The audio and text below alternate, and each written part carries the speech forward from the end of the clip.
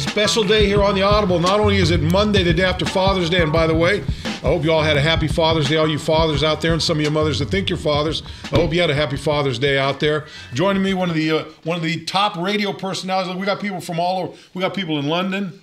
We got people all over the world, and people down here in South Florida. If you're out of our marketplace, Paul Castronovo, one of the biggest names in radio down here in South Florida. Paul Castronovo, show on Big 105.9. So you could catch him there if you're in the market, or they could catch you on they could catch it on the internet, right? Yeah, I'm on the internet. iHeartRadio, the Paul Castronovo Show, Big 105.9, and it used to be Paul and Young Ron. I had my radio partner. And you got rid of killed. Young Ron. I had him killed. Young Ron got too old to be Young Ron anymore. I think he's sitting on the couch with his feet up. Hey, have you talked to him? I texted him. I called, but I don't know where he is. All right. Well, listen, I'll say this: we did our show for 26 years. Yeah.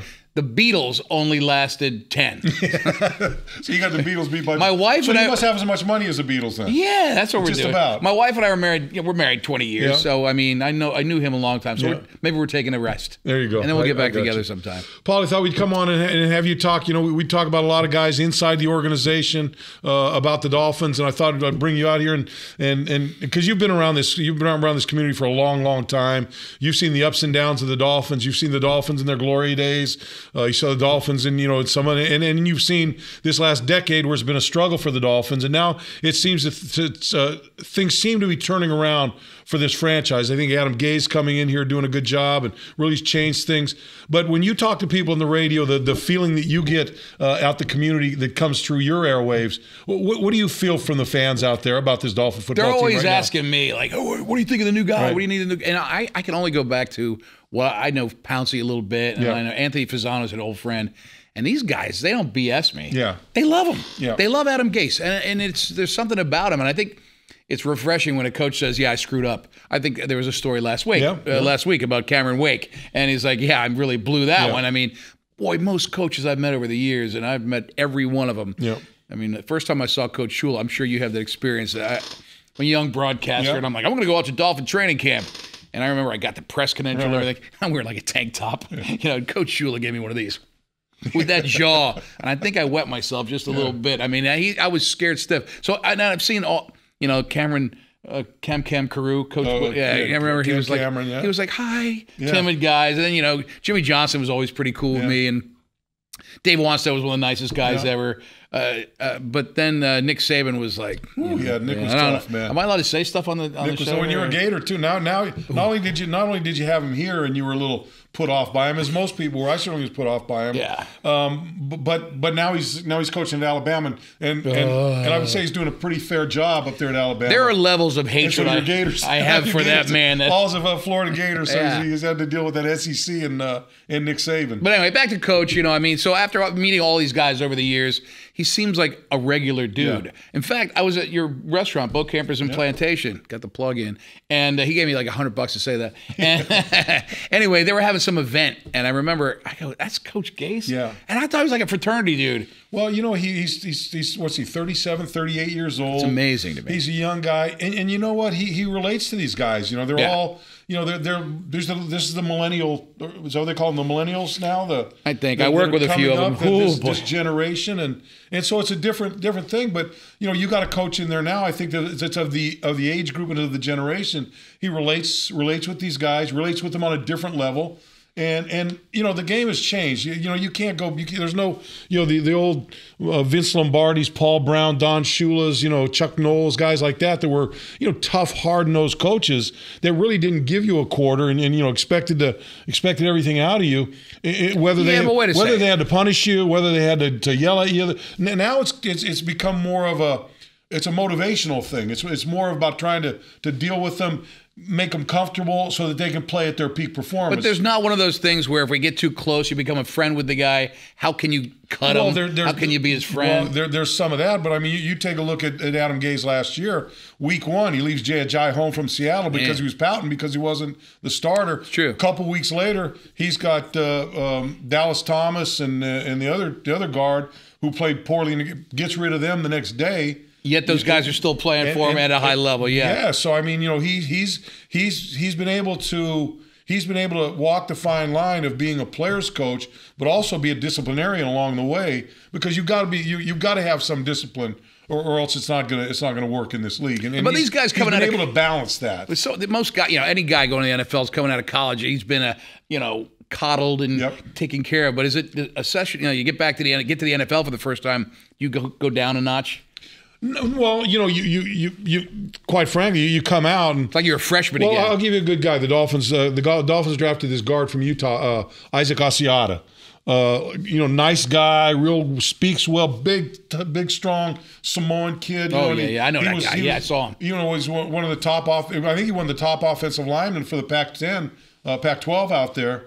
So I mean, he's a good player, and all of a sudden he comes here, and I know Todd, listening to him, probably he's out. I'm a physical guy. I'm going to go out and do this. I'm going to go out and do that. And then after 2 days of practice against the veterans in the OTAs, I remember talking. I go, "How's it going?" I goes, "Man, it's tough out there. I'm struggling a little bit." Well, because of the level of play, the guys are just that much better. And now you've got, the chore of these rookies now is to find a way between now and the time training camp starts to get themselves up to where they can compete at that level. Now they know what to expect a little bit because they haven't put pads on. Then comes the next test, and you got to figure out a way to. You got to jump on the cream and try to rise to the top. And there's always some guy that everybody falls in love with. Yep. I was like 20 years ago. I don't know. There was some kid who came in. He was a linebacker, and one of the reporters got a story out of him that a bear came up to him and he screamed in the bear's face, and everybody's rooting for always those stories. Yeah. And then the guy disappears. You never see him again. Like, who is this guy? We had a guy when I came in. I was drafted back when I was drafted. I had 17 rounds in the draft, right? Yeah. And so we had a kid got drafted. His name was Don Testerman. Never forget his name. I forget where he's from, but he was from Middle Tennessee or one of these schools like that. And his claim to fame, he was a linebacker. No, he was a fullback. His claim to fame was that his brother hit him square in the forehead with an axe. Was it true or just he meant? No, true. Really? Walked away. The axe was still stuck in his head, and they yanked it out, and he ended up, sign that getting guy. Drafted. We'll take him. So you would think if that guy can survive an accident. We want him in our locker room. But I'll put it this way: he only lasted a week during the Don Shula training camp, and he was out. We were sitting around. We had a lacrosse tournament all Father's Day weekend. And I remember sitting in the heat. My son's playing the game. I was sitting in the stupid chair, and I literally was dying. Yeah. And I remember going back to when I played high school football down here, and they wouldn't let us have water. Yeah. But either way, salt pills. Yeah, we took big handfuls of salt. Yeah. But I mean, did they do that still? Did they take salt pills? No, they don't. None of that. No, but I just don't. The level of heat. I know we got the indoor practice facility, but they don't want them in that as much. No, well, Coach Gaze, he's an advocate of keeping them outside as much as they can, unless there's lightning. Thunder and lightning. He'll keep them out there, which I think if you're going to play in this climate, you should practice in this climate. I'm kind of pissed about our September schedule because that's when most of our games are on the road. Well, I think we're here at Tampa for the first game. Right. Go out to LA the next week, I believe it is. Then New York, and then right. We don't get that in London. We don't get that home field advantage in September. That is sometimes is an edge for us. Yeah. And even though I hate sitting in that heat. Well, it's not so bad now. No, with the shade. That's awesome. Yeah, you're right. That's a big difference. Yeah, big difference. But I've seen games where they were just carrying them out, carrying people out. Absolutely brutal. After 19 beers, it gets a little hot. Well, the good thing about the stadium now, Hard Rock Stadium, is that and it took me a couple games to notice this. I noticed in particular when they were playing Pittsburgh, the guys were throwing up in the end zone. If you look at the stadium, they say 93% of the seats are covered by in the shade. By the way, we got the throw up guy. Part of the 7% that aren't in the shade is the visitors bench. Oh, nice. Was that by design? I don't know. The engineer needs a raise. I don't know, but it just so happens that the sun beats down on their bench. That's excellent. Meanwhile, the Dolphins bench is in the shade. I just love the fact that we're talking football. This is a weird time of year. It is. Baseball. In this town now. I grew up a baseball fan. Yeah, but I love baseball. It's tough. So I love baseball, but as long as that ownership owns the team, they'll never get a dime out of me. I know I know. I won't so you it. got all right. So the Heat season's dead in the water. Basketball is done. Hockey's done. I think right. Hockey's done. I know. And then. So then we sit there, and my friends were like, "What do we do?" Yeah. And this is fishing time of year, Yeah. and then it gets us to Shark Week, Discovery Channel, and then lobster season. And then the end of July, and then training camp starts happening. Then you're happy. Start reading the sports pages. It's like, all right, we got something to talk about. The good thing is now when you flip through, whether you're watching Sports Center or NFL Network's a different thing, but any of these different sports things, you're starting to see a lot more football now because it's right around the corner. And you know those TVs, those networks can't wait to get the football. They're dying. There's more football they get on, the better they like it. That was a chicken wing, was it not? It did. It's got a wing. Let's go ahead and take some phone calls. What do you say, Paul? Or take some questions. If there's phone calls, I need to get question. All right, what do you got? Paul, who's your favorite player on the team? First of all, let's go back a little bit and say, since you've been down here and been around this team, who's your favorite all-time Dolphin player? It's Marino. I mean, there's no question. Being an Italian guy, we all love him to death, and getting to know him over the years. I mean, he's just a great dude, and you're one of my favorite players too, Kim. No, but I mean, it's just not even close. Although I'll say this: I remember the first time I met you, well, you played for the Dolphins? No, baloney. Csonka for years when I first got here. Fabulous. He was a battering ram and he was a tough guy, and I just loved everything about him. And he had those fishing TV shows. Awesome. But Marino, over the years, and then currently, having a favorite player. I love the fact that Fasano is back. Yeah. I mean, I liked it. Like Zach was my favorite guy for many years. And those you know what they're. It's funny. All the guys that you mentioned are real guys. Yeah, they're football it's people players. That get to know. But one of the reasons you get to know them is because they're willing to let you know them. And they're not where some guys kind of hole up. They don't want to be around people. They got a kind of standoffish thing. But the guys that you mentioned, they're guys who are out and about. They don't change their their lifestyle for that. They go out and they deal with people and they do the right thing. I love that. It's tough. Meeting some of the younger guys. It's not as easy as it was. Maybe because they look at me like, "Hey, Dad." Well, they're not. I mean. Not for none, but they're probably not listening to your show in the morning. How dare! They're all dead to me. Blasphemy. What? Jay Ajayi, by the way. I didn't mean to throw vitriol. No, that was good. I love that. It's true. That's a real. But I mean, they're age group. They're listening to that. Whatever. They're sleeping. I don't know what they listen. Yeah. Well, no, these guys aren't sleeping. They're here at. Oh, that's how they get in. If about 7 in the morning, these guys are here. Yeah. I think we used to roll in about 9:30, and I used to piss and moan about having to wake up and go to work that early. You know what players I like? I like the ones that are willing to call in our show every now and then. I like you, Kiko Alonso, good friend. Zonk, my favorite.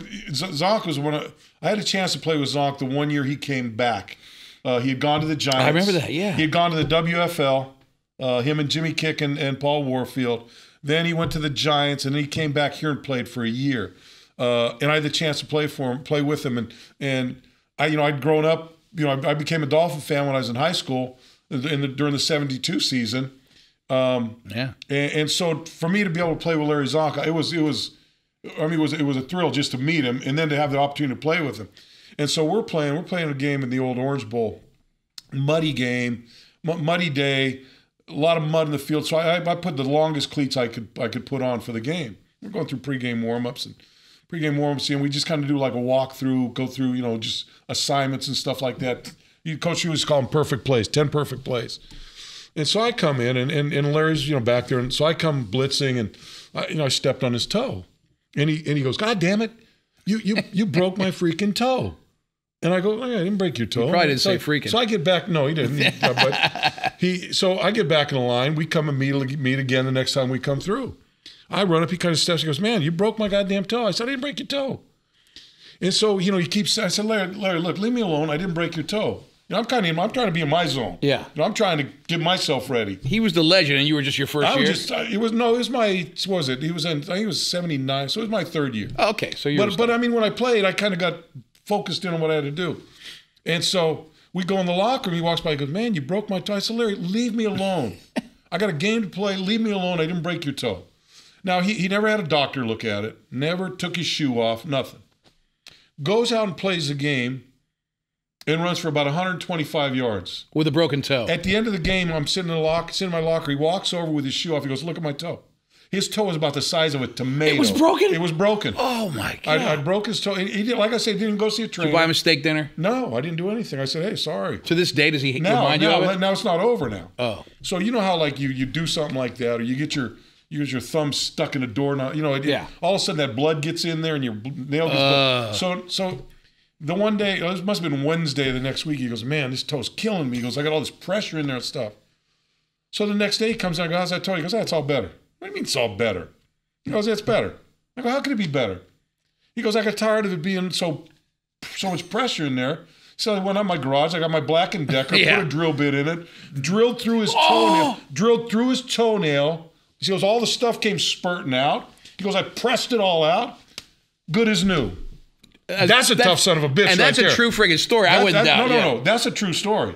And that's you want to talk about a tough son of a bitch. That guy right there was hard nosed. Did they call him any Dykstra nails? That guy was nails right Google there. Larry Csonka and see what that after the show. That guy could play. Yeah, it was crazy. It was really one of the great highlights. Favorite players. There you go. Light in the Dome. Paul, notice the shirt. What do you do for Finn's Weekend? You like that? Runs Finn's Weekend. He is Finn's Weekend. Jeff Peck, myself. You might talk about the Weekend and think he's some hip hop guy, but that's the Weekend right there. Finn's Weekend, now our 21st year, we do fishing and golf, and Nat Moore handles the golf portion of that. And Jeff Peck, Stan Rudman, Rob Conrad, and myself, and I'm co-chair. And there's a team of so many people, but it's the greatest thing. How many boats you have go out this year? It was tough this year. It was really, really rough. Yeah, we had like 50-something boats, but and what's about? I would say 30 of them fished. Normally, is that about what you have? We've Normally had 80 is a good number for us, yeah. And but I'll tell you, it's difficult. Like Pompano Beach Fishing Rodeo this year only had like 23 boats. Oh, really? And they've been around for 100 years,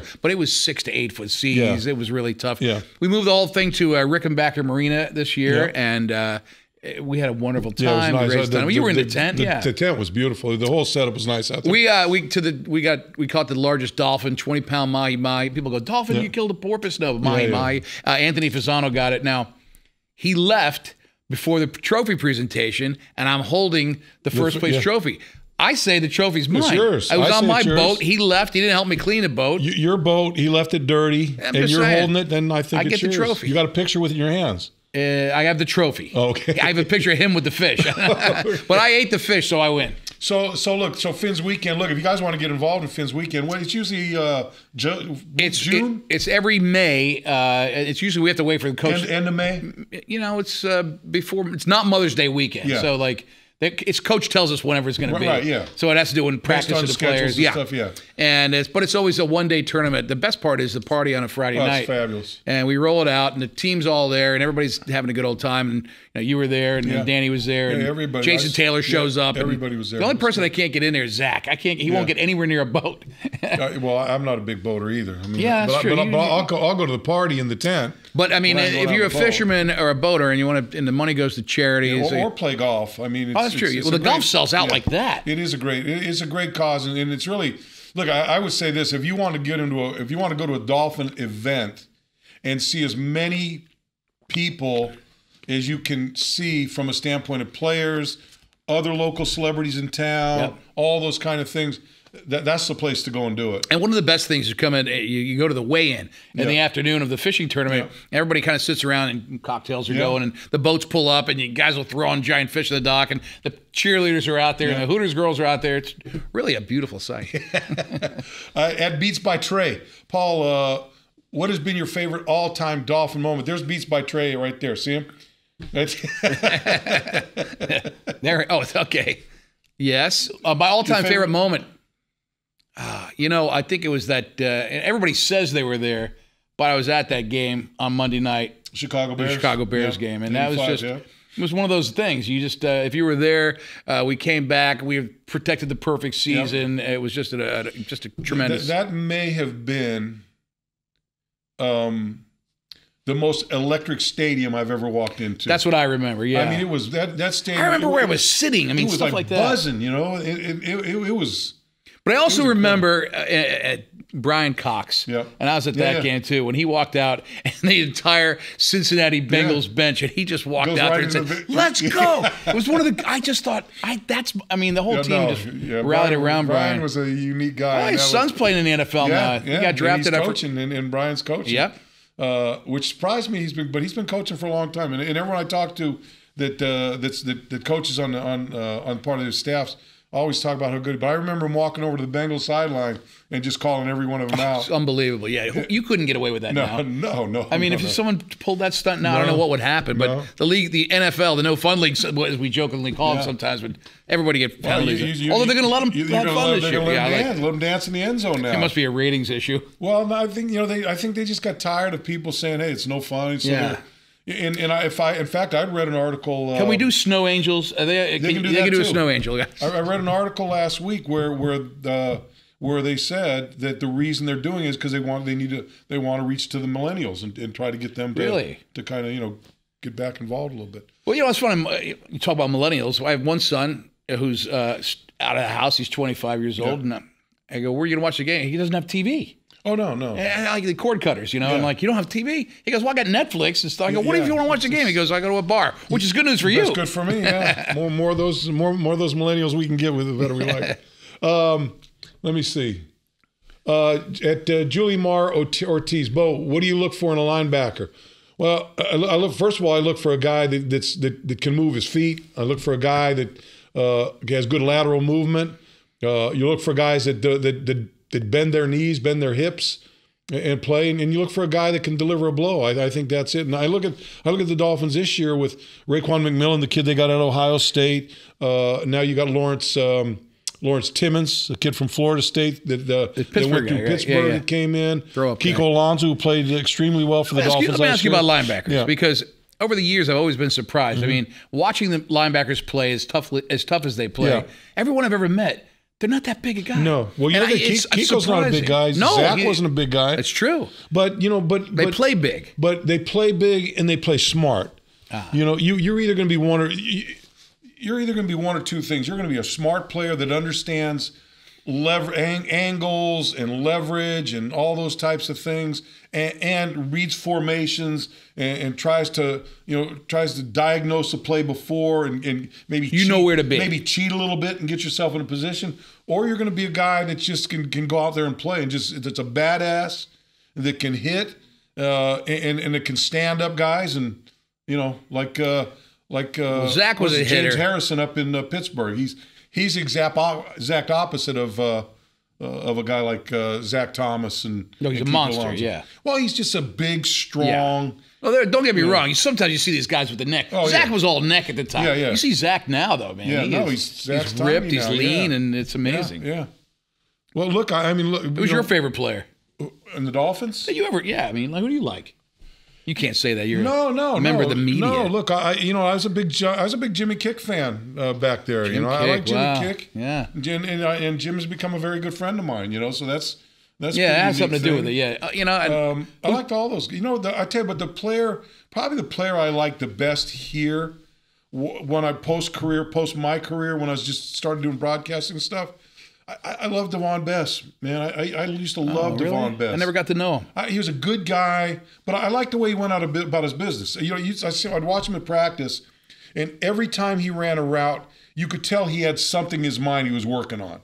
He wasn't just going through the motion, and I liked that. And he was fans loved him. And he was a gritty guy on the field. He'd make tough catches and do all those things. I know he's having his troubles now, but he was one of my favorite players. What bugs me, and maybe you could tell me, and I know we talk about this stuff on my show, Kim, but it's like the sports writers, the ESPN guys, the experts, the Vegas guys, when they say the Dolphins 8 wins, and well, they don't know. Then why do they say that? It makes me crazy because I'm like, I'm looking forward to a season like we played good last year. They're not here, so I really think this team. You got to be around this team to feel what's going on, and to hear from players what they think about what's going on.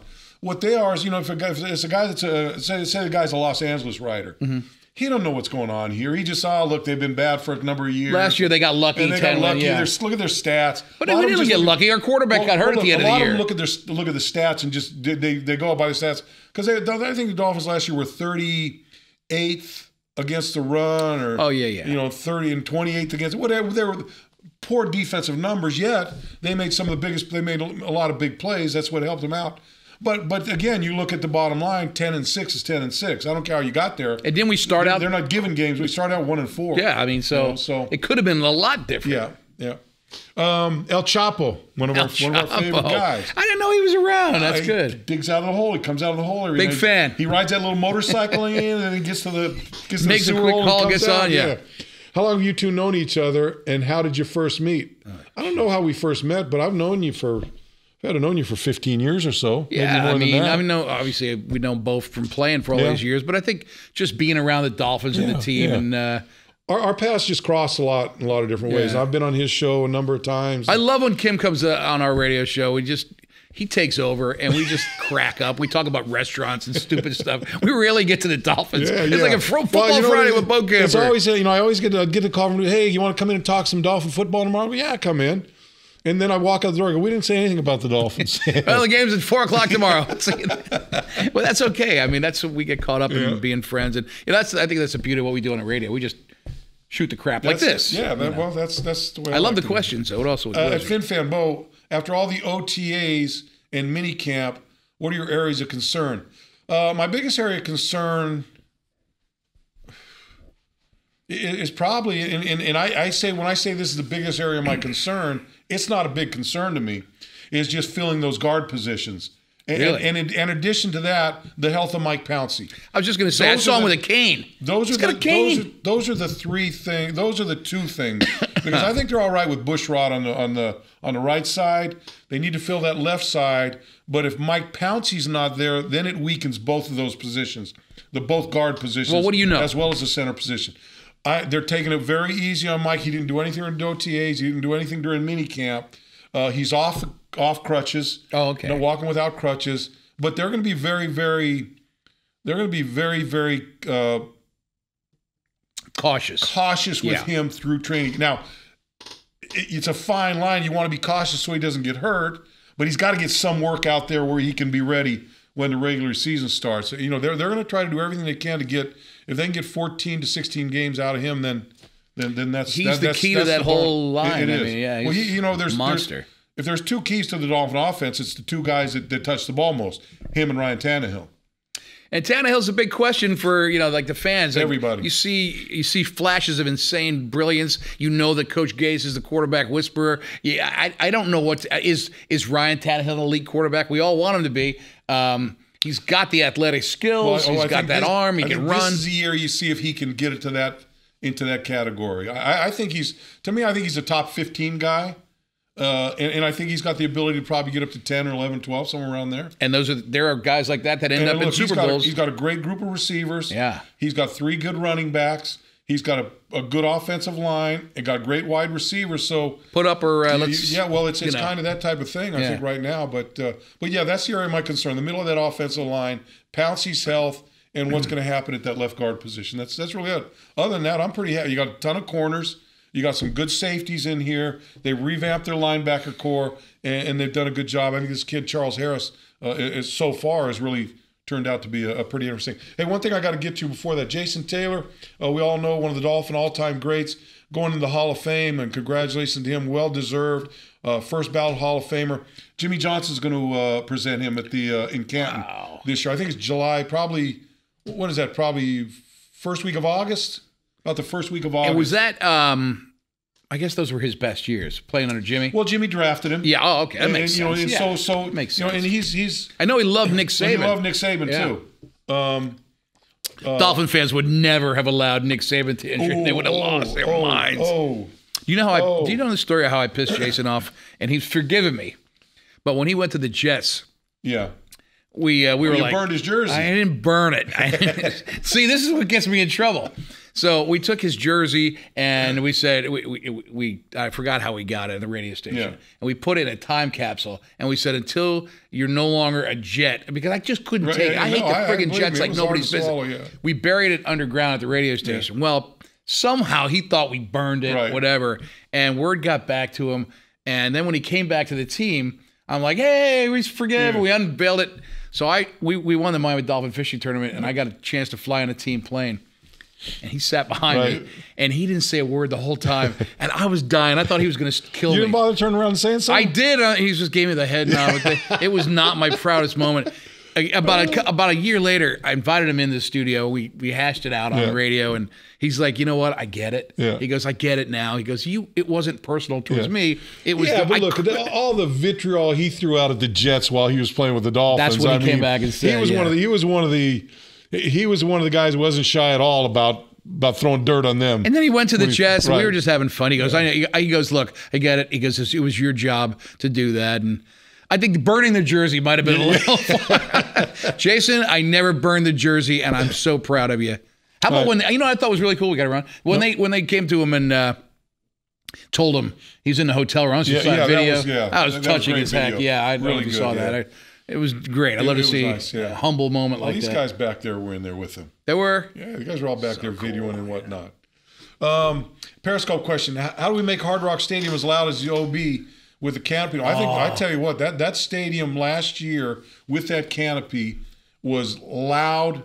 It was loud at U2 the other night. I don't know if you had. Were you there for that? My God, it was unbelievable. I didn't kid me now. I think the way they because I know talking to people in the organization, they brought sound engineers in there to figure out how to keep the sound in.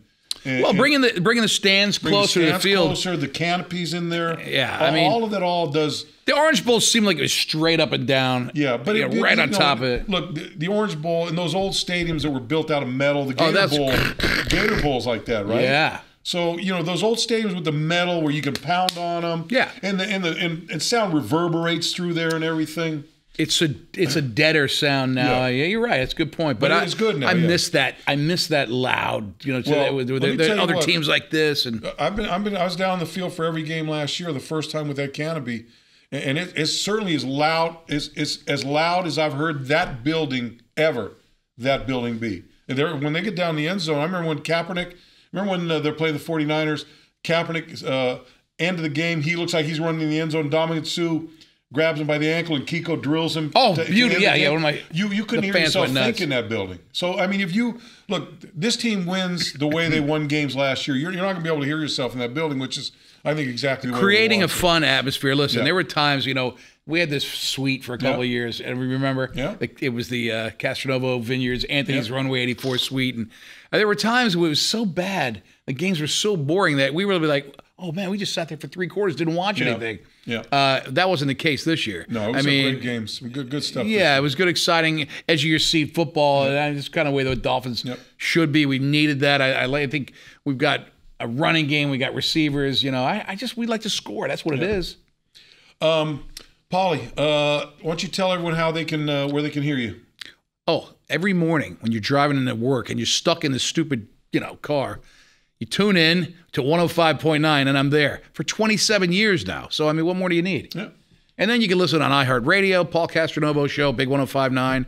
Other than that, I don't care. No, kidding. I really love it. It's been a wonderful career. I never knew I'd go that long.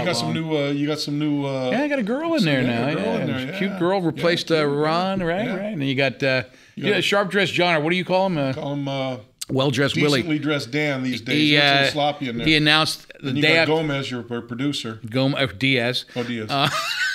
Anyway, he announced he's having a kid. He's going to have a kid. Diaz having a kid. No, Sharp-dressed Willie. Sharp-dressed John. You got me. He said he told us today on the radio he's going to have a baby. So that was a pretty big Father's Day announcement for him. And good. Yeah, we have a good crew and have a lot of laughs. Paulie, appreciate you coming in, man. Good stuff. We'll have you back. Best tuna wontons you ever had. There you go. Bokampers. Wednesday, Alan Poupart will join us. We'll be here. A little early start, 3:30 on Wednesday. Getting things done early and out early. I like that. Paul Castronovo, Kim Bokamper. This has been the Audible. We'll catch you next time. See you Wednesday. Thanks.